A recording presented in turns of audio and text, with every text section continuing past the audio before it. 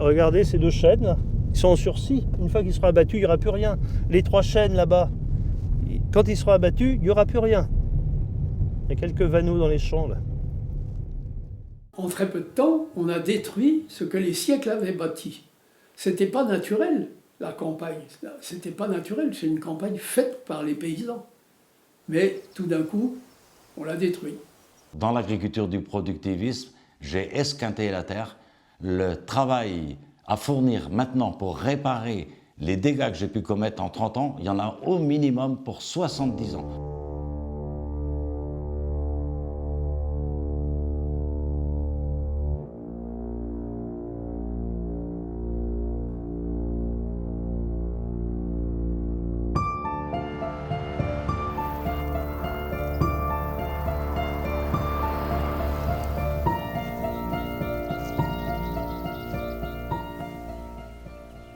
La Mayenne était un assemblage de vallonnements légers et de ruisseaux qui couraient au fond de prairies humides, entre des fermes dispersées.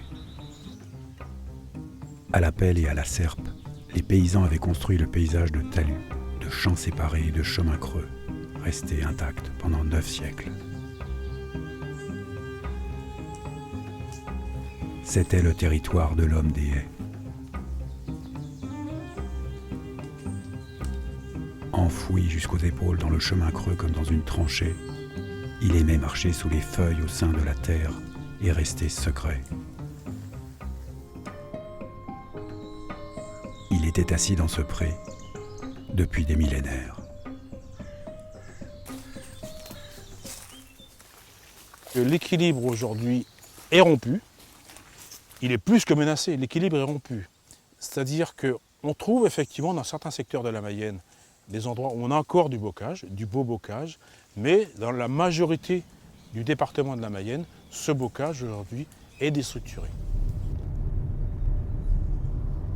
Ce qui est important, c'est quand on parle historique de bocage, c'est qu'il faut se dire que depuis 50, presque 60 ans maintenant, on a inculqué dans les esprits des agriculteurs, ça fait maintenant pratiquement 3 générations d'agriculteurs, on a associé modernisme et destruction du bocage, arrachage des haies.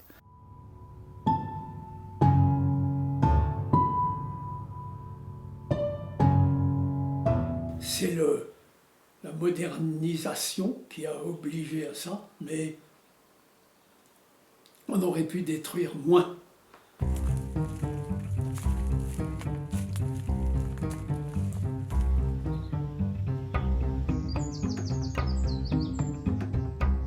Le remembrement a englouti la luxuriance du bocage.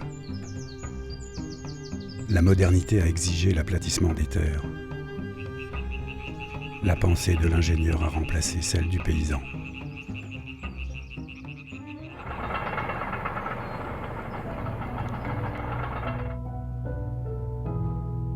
L'homme des haies cherche en vain dans les replis de cette campagne la mémoire que le paysage ne peut plus lui restituer.